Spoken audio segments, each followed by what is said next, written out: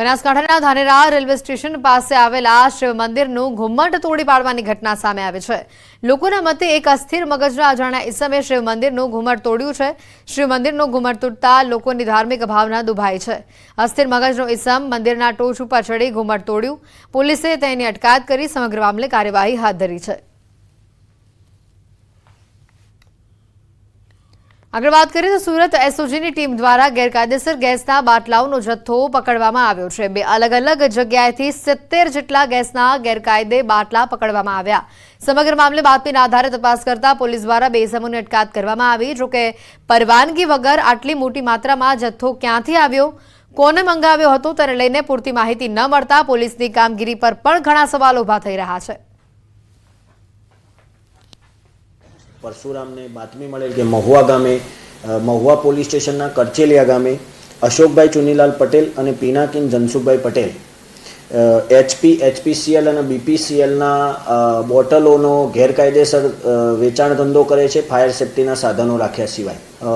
અશોકભાઈના ઘરેથી 34 તેમજ પિનાકીનભાઈના ઘરેથી 36 ગેસની એચપીસીએલ, એચપી અને બીપીસીએલની ખાલી અને ભરેલી બોટલો મળી આવેલ। એટલે પોલીસે આ તમામ મુદ્દામાલ કબજે કરી અને બંને ઇસમો વિરુદ્ધ આઈપીસી કલમ 285, 336 અને આવશ્યક ચીજ વસ્તુ ધારાની કલમ 37 મુજબ ગુનો દાખલ કરી આગળની તપાસ સારું મહુવા પોલીસ સ્ટેશન ખાતે સુપ્રત કરવામાં આવેલ છે।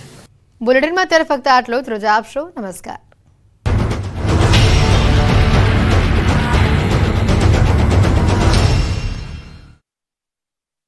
કેન્દ્રગુરી, રાયકાતા, નભંગા અને અન્ય વિસ્તારોમાં કપિલી નદીના પાણી ભરાયા। રસ્તાની બાજુમાં આવેલી માટી ધસી પડતા વાહન વ્યવહાર થયો પ્રભાવિત।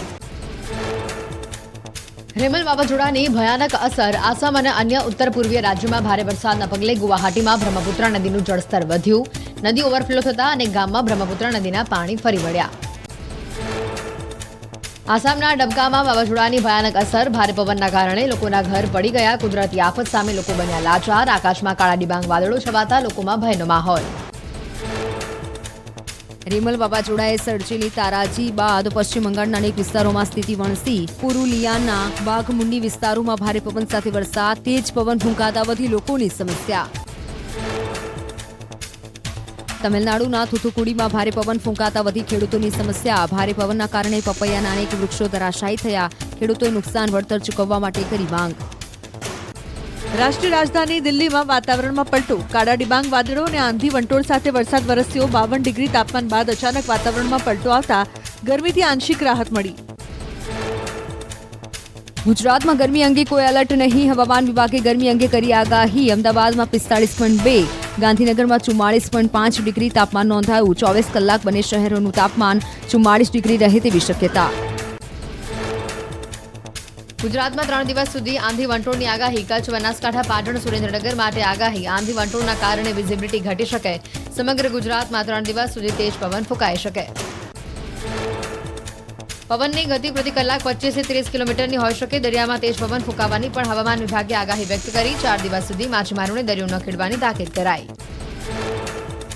ગુજરાતમાં ગરમીમાં મળી શકે છે આંશિક રાહત। હવામાન વિભાગના મતે તાપમાનમાં આંશિક ઘટાડો થઈ શકે। અમદાવાદ અને ગાંધીનગરમાં ઘટી શકે છે તાપમાન। 4 જૂને ગુજરાતમાં ભારે પવન સાથે પડશે ધોધમાર વરસાદ। ચોમાસાને લઈ હવામાન નિષ્ણાત અંબાલાલ પટેલે કરી મોટી આગાહી। દક્ષિણ ગુજરાત, મધ્ય ગુજરાત, ઉત્તર ગુજરાતમાં થશે મેઘમહેર। સૌરાષ્ટ્ર અને કચ્છના કેટલાક ભાગોમાં પડશે ધોધમાર વરસાદ। ભરૂચ, ડાંગ, ધંધુકા, ભાવનગરમાં પણ વરસાદની આગાહી જાહેર કરાઈ। અમદાવાદ, ગાંધીનગરમાં પણ ગાજવીજ સાથે થશે પ્રી મોન્સૂન એક્ટિવિટી। પાટણના કિશોરનું હરિદ્વારમાં મોત, જાણીતા બિલ્ડરનો પુત્ર નદીમાં તણાયો। નિલેશ ઠક્કર પરિવાર સાથે ગયો હતો હરિદ્વાર। મિત્રો સાથે નદીમાં નાહવા પડ્યો હતો નિલેશ। નદીમાં તણાયો હોવાની ઘટના સીસીટીવીમાં કેદ થઈ। સાબરકાંઠામાં હિંમતનગરની જીબીની કામની બેદરકારી આવી સામે। હિંમતનગરમાં ચાલુ લાઈને વીજ વાયર તૂટ્યો। થાંભલા પરથી 45 મિનિટ સુધી ચાલુ વીજ વાયર તૂટેલો પડ્યો હતો। સ્થાનિક વેપારીઓ જીબીમાં જાણ કરતા કર્મચારીઓએ કરી રિપેરિંગની કામગીરી। અમદાવાદની ખાનગી બેંકમાં મહિલાએ કરી તોડફોડ। બંધન બેંકની ગીતા મંદિર બ્રાન્ચમાં મહિલા વિફરી। સિવિલ સ્કોર ઓછો હોવાને કારણે લોન ન મળતા કરી તોડફોડ। મહિલા ગ્રાહકના સાથીદારોએ બેંક મેનેજરને માર્યો ઢોરમાર। ગીર સોમનાથના તલાલામાં સોનાની દુકાનમાંથી 25 ગ્રામ સોનાની ચોરી, ગ્રાહકના સ્વાંગમાં આવેલી મહિલાઓ ચોરી કરતી સીસીટીવીમાં કેદ થઈ. વેપારીએ ફરિયાદ નોંધાવતા પોલીસે સીસીટીવીના આધારે તપાસ શરૂ કરી.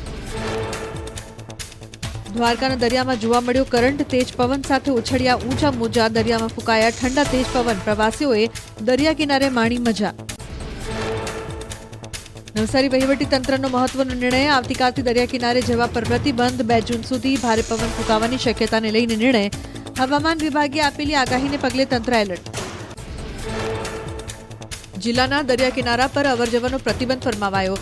નવસારીના દાંડી અને જલાલપોરના ઉભરાટ બીચ પર બંધ. સહેલાણીઓ માટે તાત્કાલિક બીચ બંધ કરવાનો હુકમ. દરિયા કિનારા વિસ્તારમાં પોલીસનો બંદોબસ્ત ગોઠવાયો. બનાસકાંઠાના દિયોદરમાં જમાઈએ સાસુની હત્યા કરતા ચકચાર. ફૂલીબેનની દીકરી અને જમાઈ વચ્ચે વારંવાર થતી હતી બબાલ. ફૂલીબેને દીકરીને સાસરીમાં પરત ન મોકલતા જમાઈએ સાસુ પર કર્યો જીવલેણ હુમલો. સાસુને ગંભીર ઈજાઓ થતા સારવાર દરમિયાન નિપજ્યું મોત. બનાસકાંઠાના ધાનેરામાં જૈન સમાજમાં દેરાસર અને ઉપાશ્રય બનાવવા 2 ભાગલા પાડતા સર્જાયો વિવાદ. દેરાસર અને ઉપાશ્રયની જગ્યાએ માત્ર ઉપાશ્રય બનાવવાનું કામ શરૂ કરાતા વિવાદ. નમસ્કાર, આપ જોઈ રહ્યા છો ગુજરાતની number 1 news channel news 18 Gujarati. આપણું ગુજરાત સાથે હું છું સિદ્ધાર્થ ધોળકિયા. મહત્વના સમાચારથી કરીએ શરૂઆત. ગુજરાતીઓ હવે આંધી વંટોળ સાથે વરસાદ માટે તૈયાર રહેજો. ગુજરાતીઓને ગરમીથી રાહત મળી છે. હવે ગુજરાતીઓ ગરમી માટે નહીં, આંધી વંટોળ અને વરસાદ માટે થઈ જજો તૈયાર. ગુજરાતમાં ચોમાસાનું કાઉન્ટડાઉન શરૂ થઈ ગયું છે. પ્રી મોન્સૂન એક્ટિવિટી શરૂ થઈ ગઈ છે. એટલે ગુજરાતમાં 2-3 દિવસથી ગરમીથી રાહત મળી રહી છે અને પવનની દિશા પણ બદલાઈ ગઈ છે. હવે ગુજરાતમાં 3 દિવસ સુધી આંધી વંટોળ જોવા મળશે. 3 દિવસ સુધી 4 જિલ્લામાં ભારે પવન ફૂંકાશે. ગુજરાતના 4 જિલ્લામાં આંધી વંટોળની આગાહી હવામાન વિભાગે કરી છે. હવામાન વિભાગના કહેવા પ્રમાણે કચ્છ, બનાસકાંઠા, પાટણ, સુરેન્દ્રનગરમાં આંધી વંટોળને કારણે વિઝિબિલિટી ઘટી શકે છે. સમગ્ર ગુજરાતમાં 3 દિવસ સુધી તેજ પવન ફૂંકાઈ શકે. પવનની ગતિ પ્રતિ કલાક 25 થી 30 કિલોમીટરની હોઈ શકે, જે દરિયામાં તેજ પવન પણ ફૂંકાઈ શકે. 4 દિવસ સુધી માછીમારોને દરિયો ન ખેડવા તાકીદ. દરિયામાં પવનની ગતિ 65 કિલોમીટરની ઝડપ સુધી થઈ શકે. આ કારણે ગુજરાતમાં ગરમી ઘટી શકે છે. બુધવારે અમદાવાદમાં 44.1 ડિગ્રી તાપમાન નોંધાયું. 24 કલાકમાં 43 ડિગ્રી તાપમાન રહી શકે. ગાંધીનગરમાં 43.3 ડિગ્રી તાપમાન નોંધાયું. 24 કલાકમાં 43 ડિગ્રી તાપમાન રહી શકે. નવસારી વહીવટી તંત્રનો મહત્વનો નિર્ણય, આવતીકાલથી દરિયા કિનારે જવા પર પ્રતિબંધ. 2 જૂન સુધી ભારે પવન ફૂંકાવાની શક્યતાને લઈને નિર્ણય. હવામાન વિભાગે આપેલી આગાહીને પગલે તંત્ર એલર્ટ. જિલ્લાના દરિયા કિનારાઓ પર અવરજવરનો પ્રતિબંધ ફરમાવાયો છે. નવસારીના દાંડી અને જલાલપુરના ઉભરાટ બીચ પણ બંધ કરાયો છે. સહેલાણીઓ માટે તાત્કાલિક બીચ બંધ કરવાનો હુકમ કરાયો છે. દરિયા કિનારા વિસ્તારમાં પોલીસનો બંદોબસ્ત ગોઠવી દેવામાં આવ્યો છે. દ્વારકાના દરિયામાં જોવા મળ્યો કરંટ, તેજ પવન સાથે ઉછળ્યા ઊંચા મોજા, દરિયામાં ફૂંકાયા ઠંડા તેજ પવન. પ્રવાસીઓએ દરિયા કિનારે માણી મજા, પરંતુ અનેક જગ્યાએ દરિયામાં કરંટ જોવા મળી રહ્યો છે, જેના કારણે જે નિર્ણય લેવામાં આવી રહ્યા છે તે પ્રમાણે સૌથી વધારે મહત્વની વાત, નવસારીની અંદર પણ 2 જૂન સુધી તમામ પ્રવાસીઓ માટે દરિયા કિનારા બંધ કરી દેવામાં આવ્યા છે.